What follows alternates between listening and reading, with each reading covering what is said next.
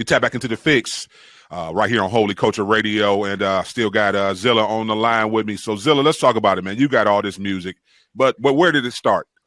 When was that moment where you knew you wanted to do music?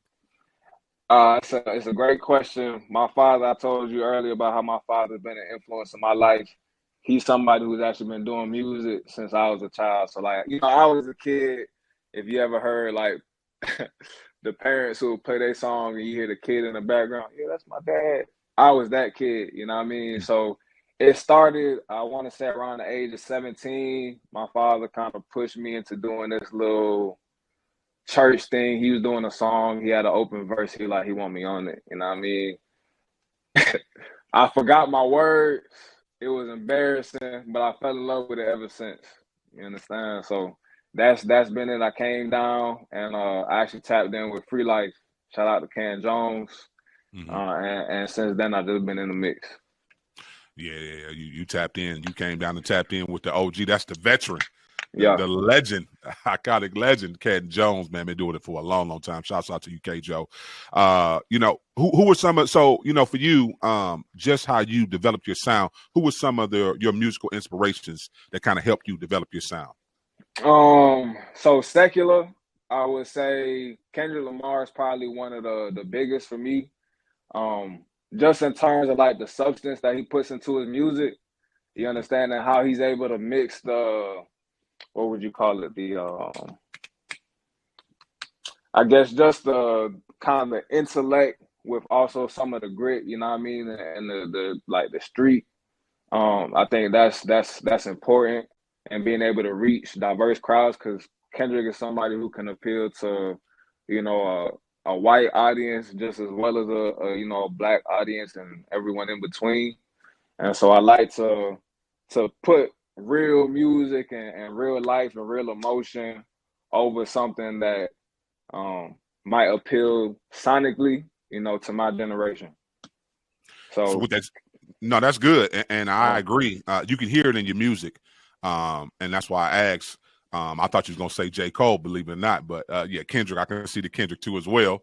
So what's your writing process like? So like, are you one when you go into the studio and you look to create, are you one that write the hooks out first? Are you thinking about what beats you gonna have?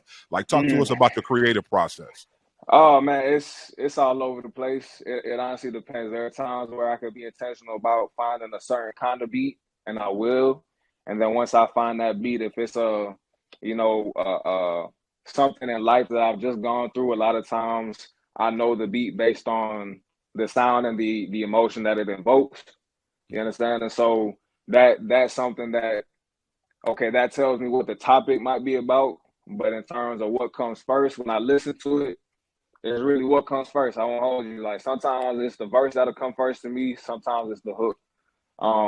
I'm working on the album now, I could tell you. And so far it's been me going through real life experiences. I take that real life experience and go look for some music. I find several beats. And then from there, a lot of times I'll write a hook first, which gives me what it is I'm gonna speak about on the track, and then the verses come afterward.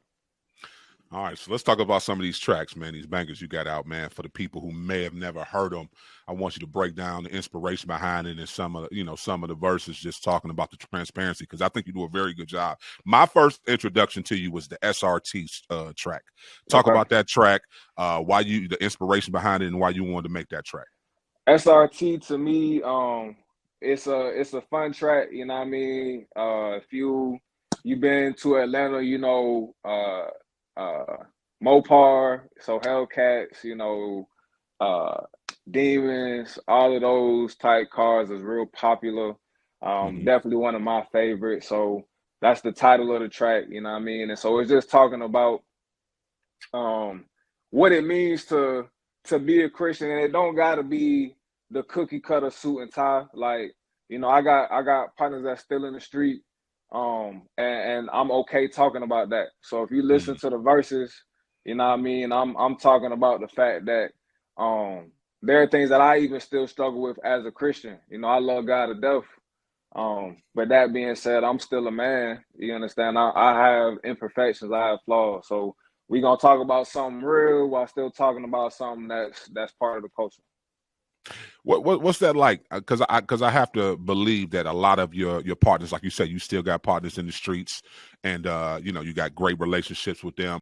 Talk just a little bit about the balance between judgment and accountability when you talk about those relationships, because like you say, you have to leave room for let God be God. You being the example, you're walking. They know what you used to do compared to what you're doing now, so it's evident they see that something has changed in you. So yeah, how do you deal with those relationships when you go around, you know, some of your street guys who maybe live a life or whatever? It depends. Based on the relationship, I can't do it as a one size fits all. I have some partners who, based on how they live in, there's a love from a distance kind of thing where it's respect. And we touch base every now and then because for them, they don't want to feel like they committing or even faking based on how they living. You understand? Gotcha. And so for me, it's like I also want to.